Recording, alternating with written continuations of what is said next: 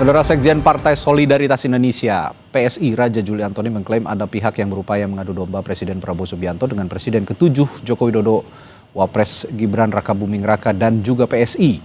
Raja Juli tegaskan PSI setia dengan Prabowo.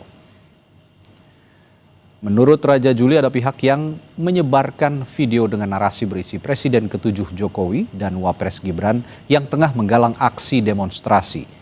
Raja Juli bilang ia telah berkomunikasi dengan tim Presiden untuk mengklarifikasi masalah ini. Raja Juli tegaskan PSI akan setia dan mendukung program Presiden Prabowo.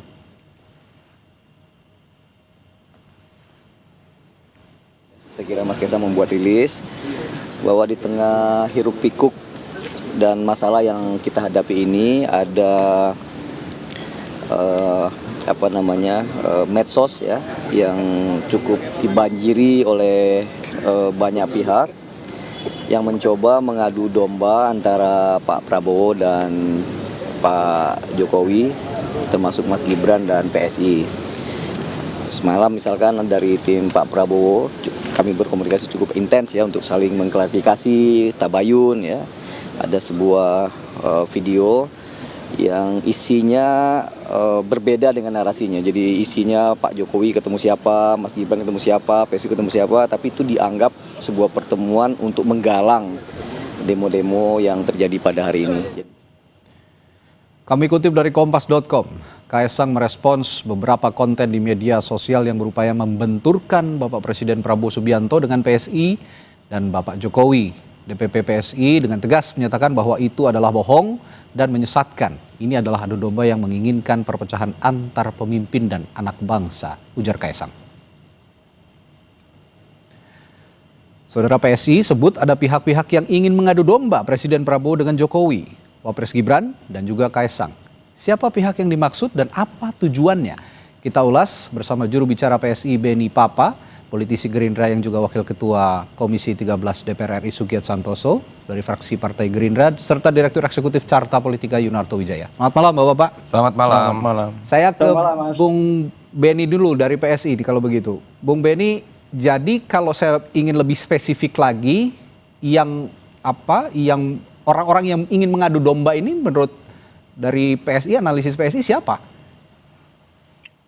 Iya, jadi saya kira jelas ya yang disampaikan Mas Kaisang kemarin dan juga disampaikan oleh Mas Sekjen, bahwa memang ada pihak-pihak yang mencoba merongrong ya dalam tanda kutip harmonisnya hubungan antara Pak Prabowo dengan Pak Jokowi. Jadi kalau ditanya siapa, ya saya kira mereka yang selama ini ya mencoba untuk mendiskreditkan Pak Jokowi.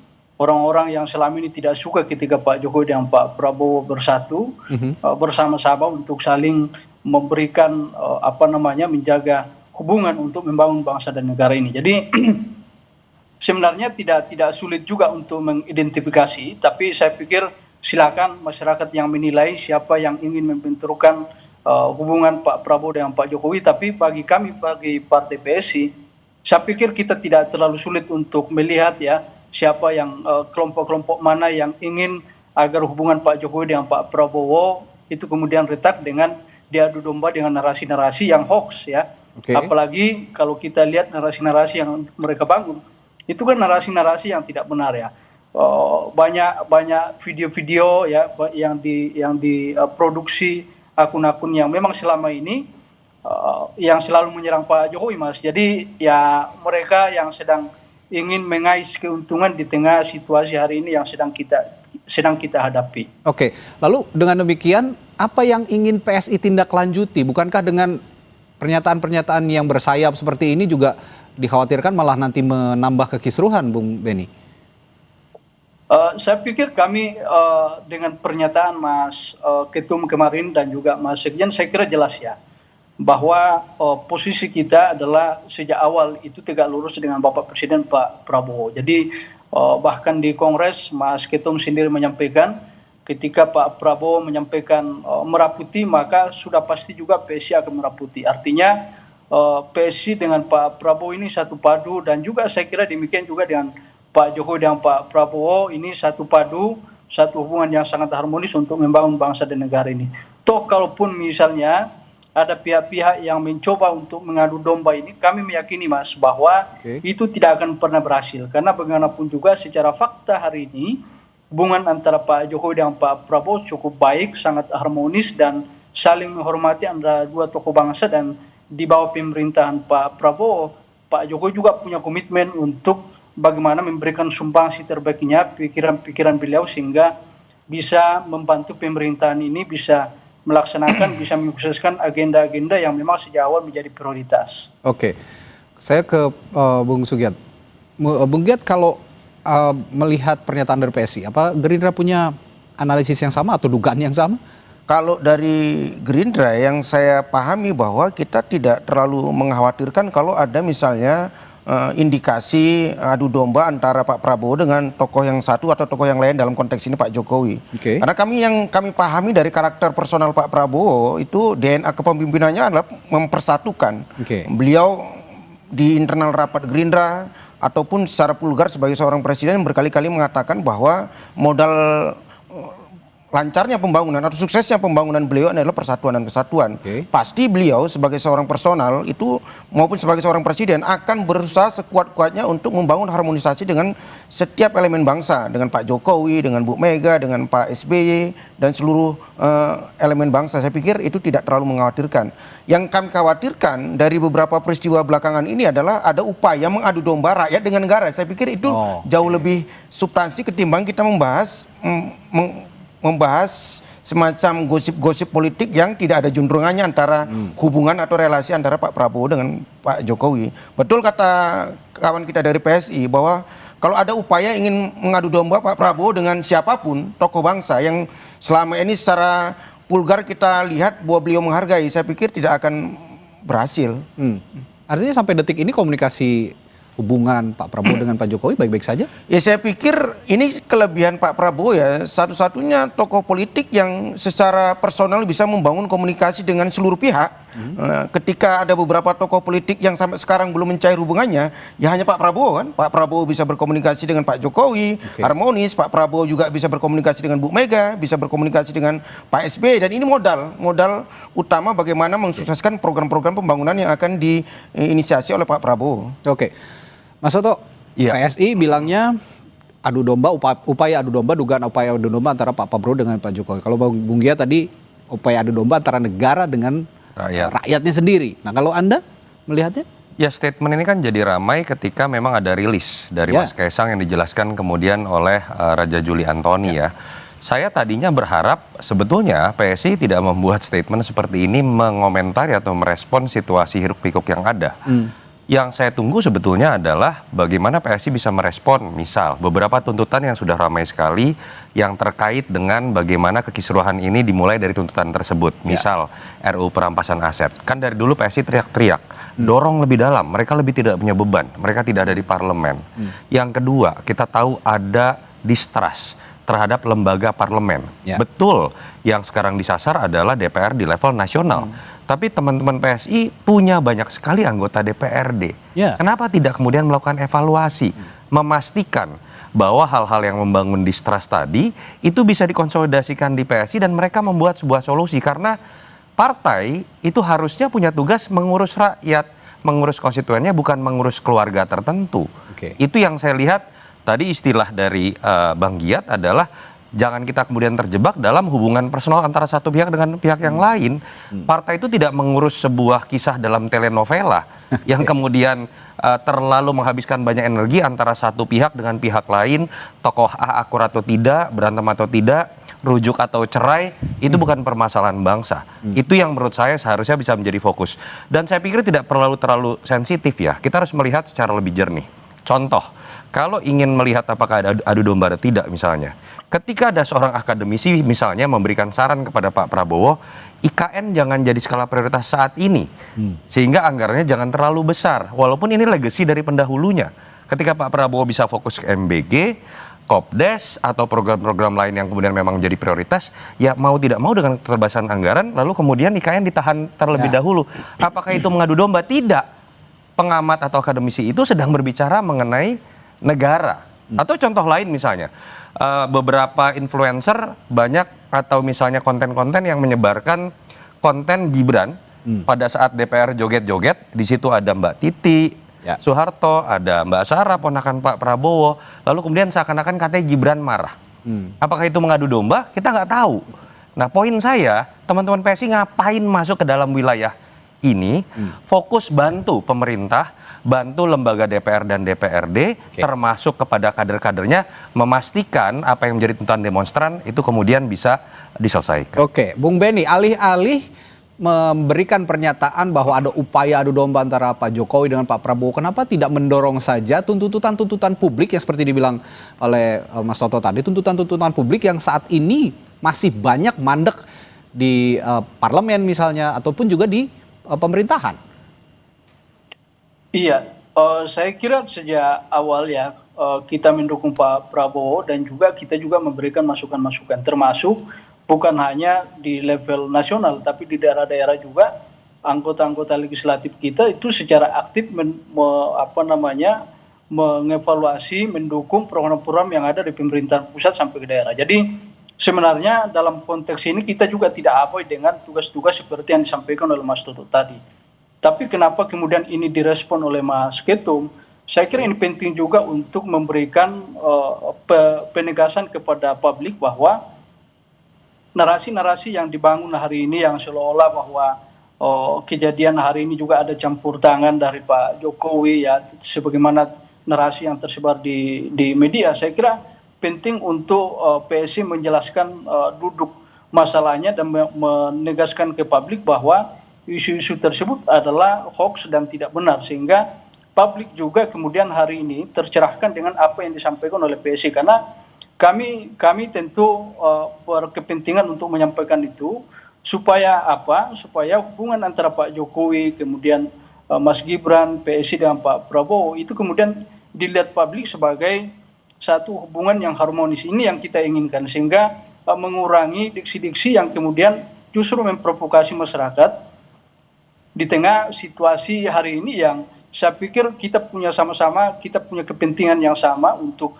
bagaimana situasi ini hari ini per hari ini kita bisa selesaikan dengan baik, kita bisa carikan solusi sebagaimana komitmen dan apa yang disampaikan oleh Bapak Presiden Prabowo, kemudian mengajak semua kelompok, ya, semua lapisan untuk bersama-sama menyelesaikan persoalan ini. Jadi saya pikir PSI tidak abai dengan tugas-tugas kepartaian sebagaimana disampaikan tadi, tapi sekali lagi kami penting menyampaikan ke publik sehingga tidak ada hoax yang kemudian menjadi konsumsi masyarakat, sehingga hubungan antara Pak Prabowo dan Pak Jokowi juga bisa dilihat masyarakat sebagai satu kekuatan untuk membangun bangsa dan negara ini ke depan. Oke, tapi begini Bung Benny, saya menyimak juga pernyataan rekan Anda, Raja Juli Antoni, yang mengatakan dalam pernyataan tadi, pertemuan dengan Pak Jokowi, dengan siapa, lalu Mas Gibran ketemu siapa, ini dianggap juga oleh sebagian pihak, oleh publik gitu ya, pihak tertentu menggalang demo belakangan ini. Ini dasarnya dari mana? Saya akan tanyakan itu nanti setelah jeda di Sapa Indonesia Malam. Tetaplah bersama kami. Kembali lagi di Sapa Indonesia Malam, Saudara. Sekjen Partai Solidaritas Indonesia Raja Juli Antoni mengklaim ada pihak yang berupaya mengadu domba Presiden Prabowo Subianto dengan Presiden ke-7 Republik Indonesia Joko Widodo, Wapres Gibran, Raka Buming, dan PSI. Raja Juli tegaskan PSI setia dengan Prabowo. Saya kira Mas Kaisang membuat rilis bahwa di tengah hiruk pikuk dan masalah yang kita hadapi ini ada medsos ya yang cukup dibanjiri oleh banyak pihak yang mencoba mengadu domba antara Pak Prabowo dan Pak Jokowi, termasuk Mas Gibran dan PSI. Semalam misalkan dari tim Pak Prabowo kami berkomunikasi cukup intens ya untuk saling mengklarifikasi tabayun ya. Ada sebuah video yang isinya berbeda dengan narasinya. Jadi isinya Pak Jokowi ketemu siapa, Mas Gibran ketemu siapa, PSI ketemu siapa, tapi itu dianggap sebuah pertemuan untuk menggalang demo-demo yang terjadi pada hari ini. Nah, itu tadi yang saya juga tanyakan kepada Bung Benny. Bung Benny, ada yang pihak yang menganggap juga bahwa statement yang dikeluarkan oleh Sekjen Anda itu tadi, Bung Raja Juli Antoni, ini justru memunculkan anggapan bahwa ada penggalangan unjuk rasa. Bagaimana Anda merespons ini? Iya, saya kira justru Sekjen PSI mencoba menangkal ya anggapan-anggapan seperti itu, narasi-narasi yang sedang berkembang di media sosial.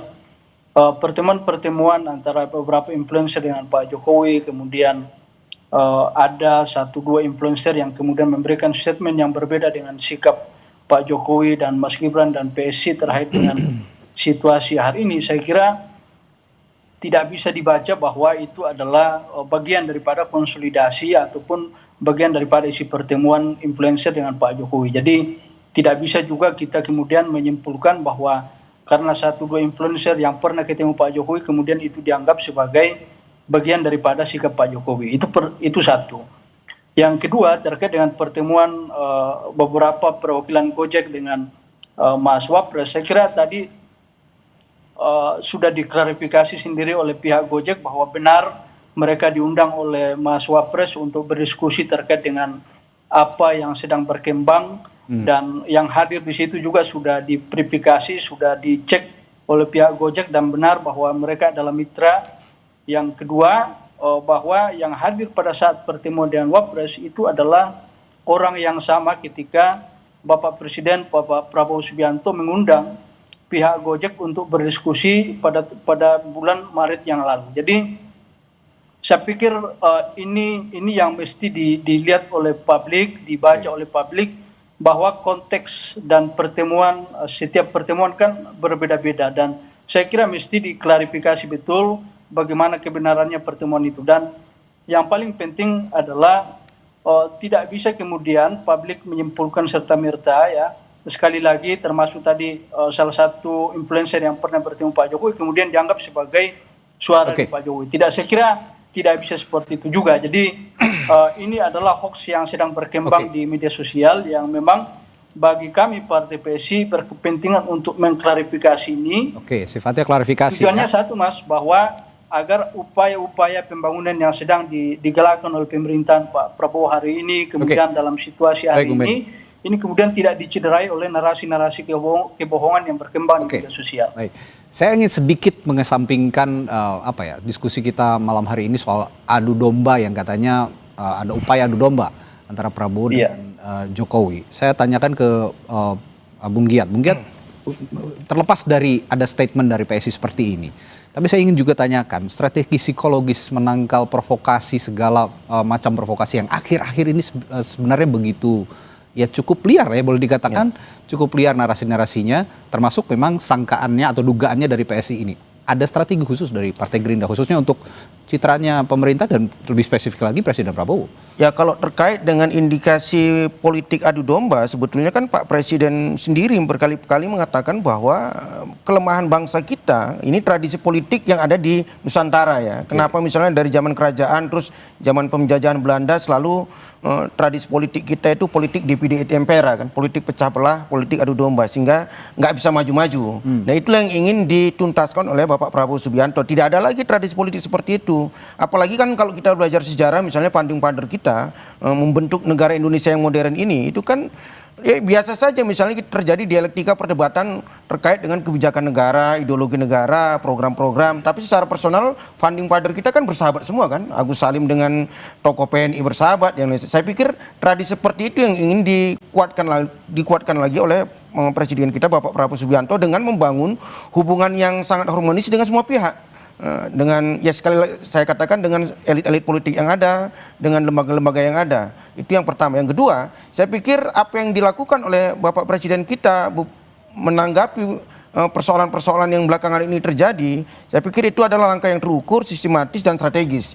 Misalnya ketika beliau kemarin pertama kali memanggil Panglima TNI dan Kapolri untuk mendengarkan langsung bagaimana data-data perkembangan di lapangan. Yang kedua, seterusnya beliau juga mengundang tokoh-tokoh masyarakat lintas agama di Hambalang kan untuk menyamakan persepsi terkait dengan peristiwa yang ada. Kemudian disusul lagi dengan mengundang pimpinan-pimpinan lembaga negara, ketua MPR, ketua DPR, ketua DPD dan pimpinan-pimpinan partai politik untuk katakanlah menyatukan lagi persepsi. Dan yang paling ujung di finalnya beliau bersikap tegas bahwa sebagai negara kita menjamin dalam demokrasi menjamin setiap aspirasi yang murni terkait dengan hajat hidup rakyat itu akan dicatat, akan ditindaklanjuti dan akan dicari solusinya. Tapi beliau tegas memerintahkan kepada Kapolri dan Panglima TNI bahwa jika ada yang berusaha untuk melakukan kerusuhan-kerusuhan yang itu bisa merusak tatanan negara, ditindak tegas. Saya pikir itu langkah yang terukur, strategis dan sistematis. Oke, nah Mas Toto kalau begitu dengan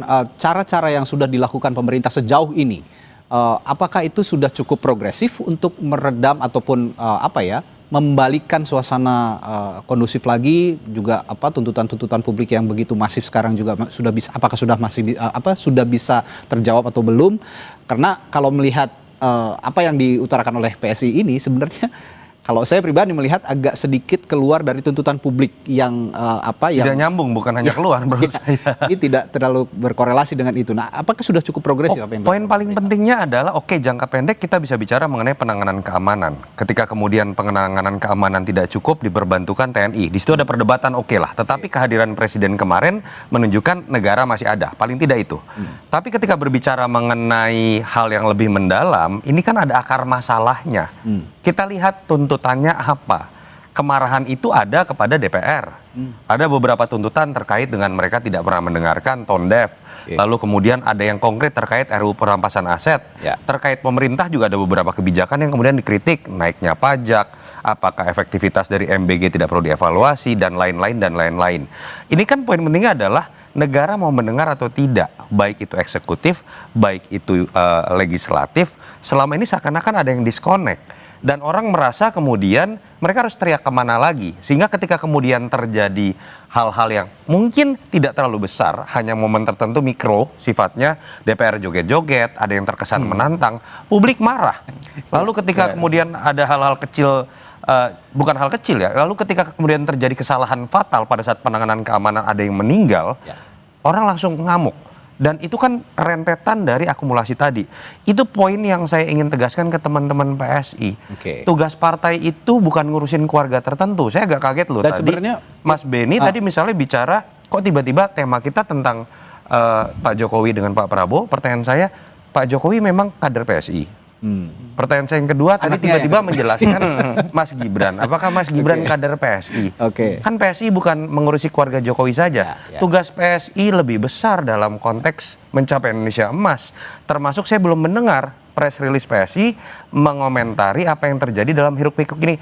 Kalau itu bisa dilakukan oleh anak-anak muda yang progresif, yang dulu bicara anti pemberantasan masalah pemberantasan korupsi, pluralitas, saya pikir itu akan lebih produktif untuk tadi pertanyaan Mas Radi tadi untuk membuat situasi lebih kondusif. Dan saya nggak tahu ya apakah pernyataan PS ini cukup berpengaruh terhadap situasi saat ini, apa tuntutan-tuntutan publik. Sepertinya publik juga dengan adanya pernyataan seperti ini tidak terlalu ada dampaknya untuk publik menurut Anda?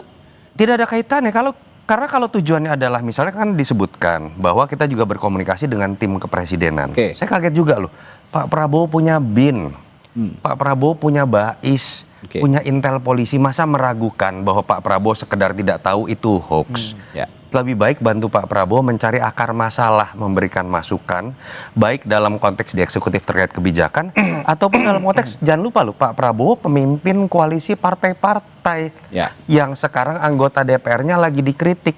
Berikanlah masukan, apalagi teman-teman PSI lebih tidak punya beban karena tidak ada di DPR. Itu yang saya harapkan lebih bisa dijalankan. Ya, itu yang sama-sama kita harapkan bahwa dalam situasi yang saat ini juga fokus pada substansi tuntutan publik, alih-alih juga membahas ada upaya pihak satu dan pihak lain yang sekarang juga diutarakan oleh PSI. Baik, terima kasih Bung Beni Papa sudah berdiskusi malam hari ini bersama kami, lalu juga Bung Toto dan Bung Giat sudah hadir di studio di Sapa. Terima kasih. Sampai jumpa lagi, sehat selalu Bapak-bapak.